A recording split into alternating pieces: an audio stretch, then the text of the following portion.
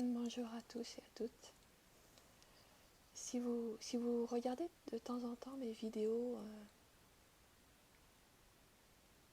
en particulier je pense dans les trois choix, qui sont des lectures de tarot dans lesquelles j'approfondis des questions sur ce que nous vivons, vous m'avez peut-être déjà entendu parler du fait de s'aligner, de se réaligner sur soi.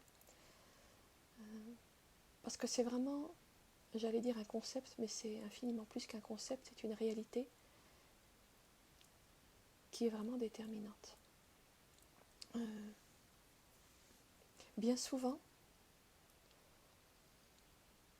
on a tendance, et je dirais que ça touche peut-être encore plus les femmes que les hommes, pour des raisons sociétales, éducatives et de conditionnement, on a tendance à ne pas être aligné dans son axe individuel, personnel, et aller s'aligner sur l'axe de l'autre, c'est-à-dire à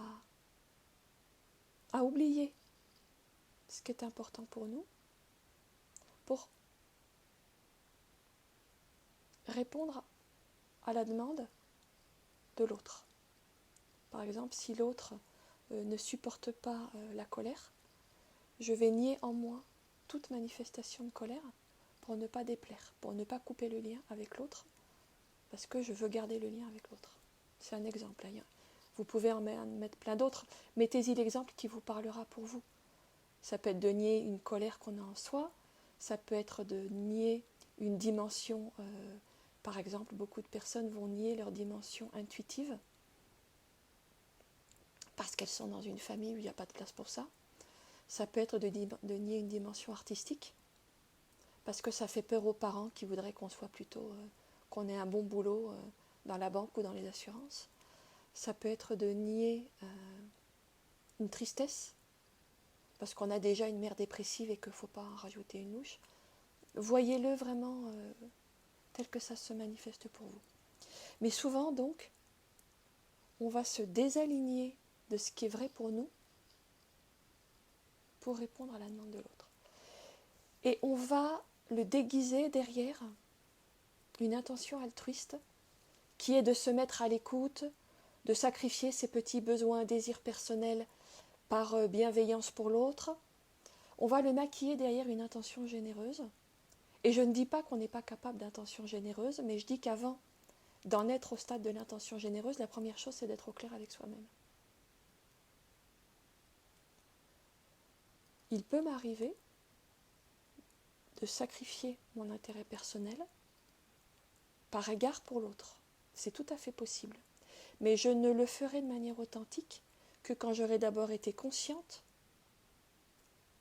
de mon intérêt personnel et dans un cadre où, de manière générale, j'écoute ce qui se joue pour moi. Et ce n'est pas une question d'intérêt égotique, c'est une question d'être juste avec soi. Par exemple, si j'ai une personnalité colérique, ça ne sert à rien de faire semblant que je ne ressens pas la colère.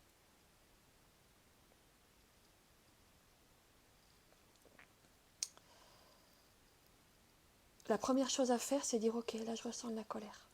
Après, soit je la laisse exploser parce que je n'arrive pas à faire autrement, soit j'arrive à rester en silence et à la laisser passer. Mais en aucun cas il ne serait juste d'entrer en relation avec l'autre en faisant semblant de ne pas être en colère. C'est ça que je veux dire. J'espère que c'est clair. Et donc,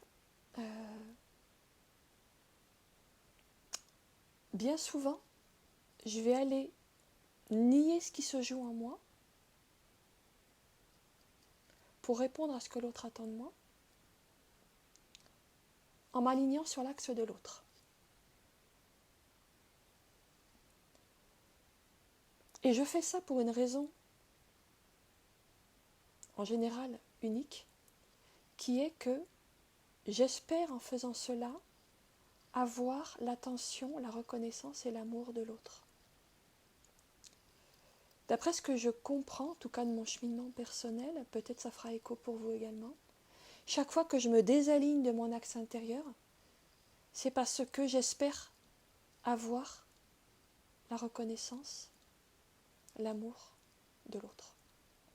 C'est mon désir, ma quête affective qui m'éloigne de moi-même, qui me désaligne de moi pour me réaligner sur l'autre.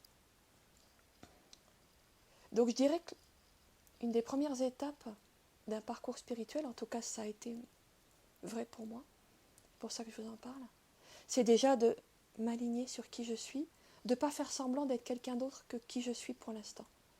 Même si ce n'est pas spécialement beau, spécialement glorieux, spécialement spirituel, spécialement flatteur, tant pis. Dans l'instant, je suis comme ça. Dans l'instant, je suis triste. Dans l'instant, je suis en colère. Dans l'instant, quoi qu'il se passe en fait. Mais j'essaye pas de... Je fais pas semblant d'être autrement que ce qui se joue maintenant pour l'instant pour moi. C'est vrai sur le plan émotionnel, c'est vrai sur le plan des valeurs. Être aligné, c'est pas faire semblant d'embrasser les valeurs de l'autre quand on ne les embrasse pas. Je veux dire de les incarner, de les vivre, de les ressentir. Ne pas mentir. En fait, on revient aussi à la question du mensonge. Ne pas mentir, ne pas se trahir.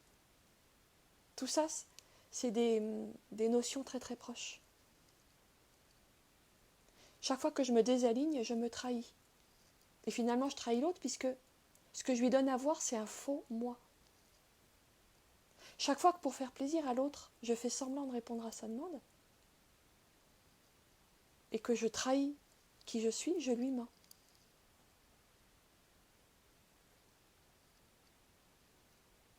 Est-ce que c'est un vrai cadeau que je lui fais? C'est pas certain. D'autant plus que chaque fois que je reste vrai avec moi-même, quitte à déplaire, j'ouvre à l'autre un espace où il peut en faire autant.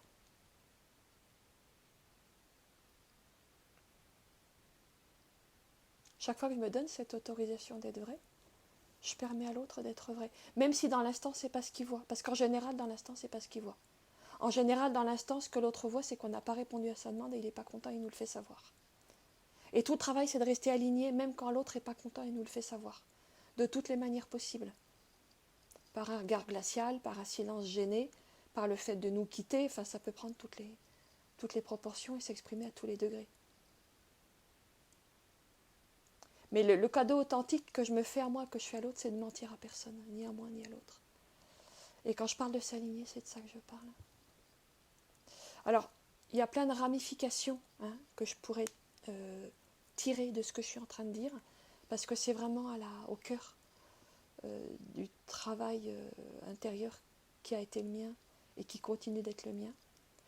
Je précise pour rendre à César ce qui appartient à César que beaucoup de choses que j'exprime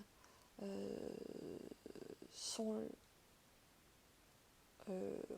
en grande partie le résultat d'un enseignement spirituel de quelqu'un qui s'appelle Thierry Vissa, que je mettrai un lien en dessous. Mais je vous l'exprime à travers mon vécu, mes expériences, avec mes mots. Donc ce que je transmets, c'est pas mot pour mot ce que lui enseigne. C'est comment moi je l'ai compris, comment moi je l'ai vécu, parce que j'ai pas envie de vous parler d'autre chose que ce que moi j'ai vécu. Ça n'aurait pas de sens. Voilà. Donc cette précision étant posée, je vais en rester là pour cette capsule, en vous invitant, si ça vous parle, de regarder en vous ce que ça vous fait, tout ce que je viens de vous dire. De quoi ça, quelle porte éventuellement ça peut ouvrir sur vous-même.